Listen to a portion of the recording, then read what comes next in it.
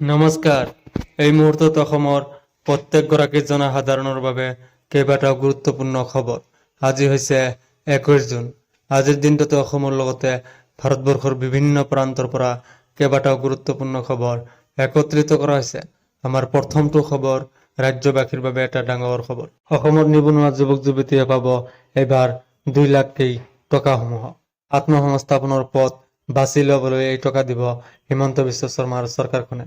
শীঘ্ৰেই এই টকাৰ বাবে আবেদন কৰাৰ প্ৰক্ৰিয়া আৰম্ভ কৰিব চৰকাৰখনে। ৰেচন কাৰ্ডক লৈ হিমন্ত বিশ্ব শৰ্মাই কৰিলে ডাঙৰ আকাৰৰ সিদ্ধান্ত।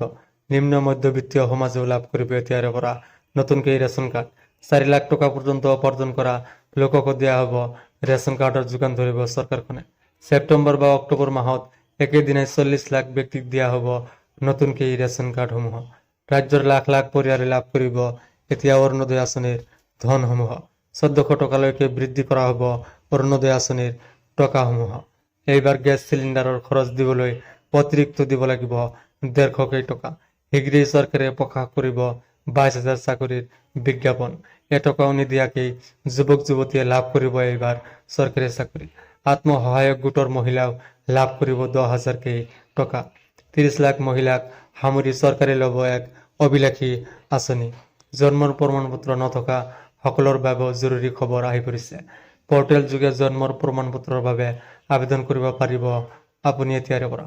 RTPS পৰ্টেলত জন্মৰ প্ৰমাণপত্ৰৰ বাবে কৰি দিব পাৰিব এইবাৰ আবেদন। আপোনালোকক প্ৰয়োজন হোৱাৰ দস্তাবেজসমূহ লাগিব। আবেদন প্ৰপত্ৰৰ স্কেন কৰা প্ৰতিলিপিসমূহ লাগিব। জন্ম বা বয়সৰ প্ৰমাণপত্ৰ সম্পৰ্কীয় চৰকাৰী ব্যক্তিগত খণ্ড চিকিৎসালয়ৰ প্ৰদত্ত পঞ্জীয়ন প্ৰমাণপত্ৰ যিকোনো থাকিব লাগিব।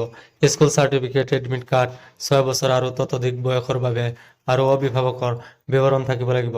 দণ্ডাধীশৰ দ্বাৰা যথাযথভাৱে স্বাক্ষৰিত হ'ব লাগিব শপতনামা।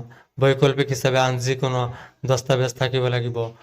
আবেদনৰ বাবে লগ ইন কৰক www.rtps.assam.gov.in ৱেবছাইটত। নাইবা নিকটৱৰ্তী ৰাজহুৱা কেন্দ্ৰলৈ যাব পাৰে আপুনি এতিয়াৰে পৰা। যিকোনো প্ৰশ্ন, অভিযোগ, মতামতৰ বাবে যোগাযোগ কৰক 1800345357 নম্বৰ যোগে যোগাযোগ কৰক। 150 কিলোমিটাৰ বেগেৰে আহি আছে এইবাৰ ঘূৰ্ণীবতাহ অৰ্থাৎ বিপৰ্যয়। সাগৰীয় ঘূৰ্ণী বিপৰ্যয়ক লৈ ভাৰতীয় বতৰ বিজ্ঞান কেন্দ্ৰৰ সতৰ্কতা জাৰি। 27 লাখ পৰিয়ালক গেছ চিলিণ্ডাৰ কিনিবলৈ 150কেই টকা দিব এইবাৰ চৰকাৰখনে।